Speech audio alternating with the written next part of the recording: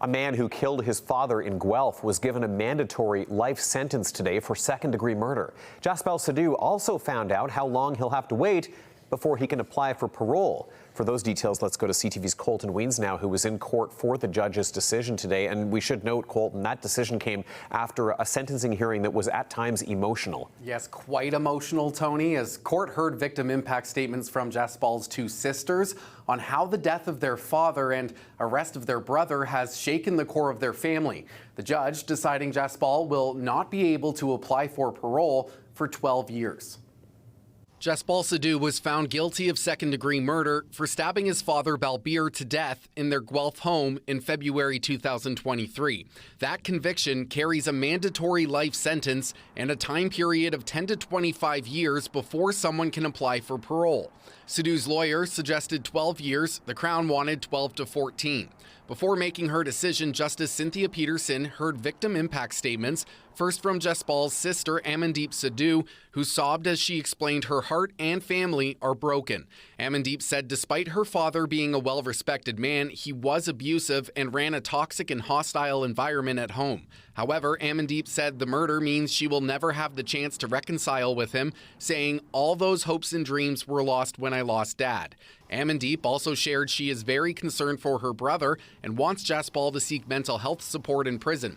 Jaspal's oldest sister, Kamaljit Dillon, then read her statement, saying, "It's left a hole in my chest, a constant coldness that seeps into my life," adding he's been robbed of his future and I've been robbed of mine. As for her brother, she says he is no longer the person I knew. He is a stranger. It is a double loss.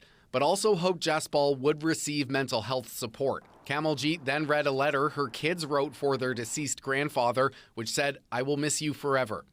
During Crown Attorney Peter Keen's submission, he explained the rift in the family the murder caused and noted Kamaljit moved out before Balbir became more abusive and said her experiences are different than Amandeep's. Keen said Jaspal was logical and responsive the day he killed his father, but also recommended he receive treatment. Defense attorney David Doney agreed with most of the Crown's suggestions, but added Jaspal still views the murder as self-defense. Jaspal was then given a chance to speak, but said the statements and lawyer submissions summed up what happened.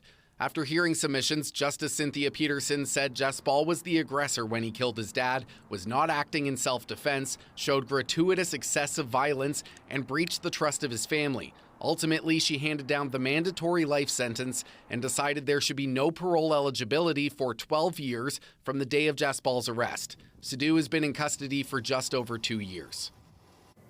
Jaspal Sidhu will now move to a federal penitentiary. The judge cannot decide what prison he goes to, but has recommended it be one with mental health treatment services and close to his sister Amandeep. He will also have a lifetime weapons ban and must provide a DNA sample. Tony. CTV's Colton Wiens with new reporting on that sentencing. Colton, thank you.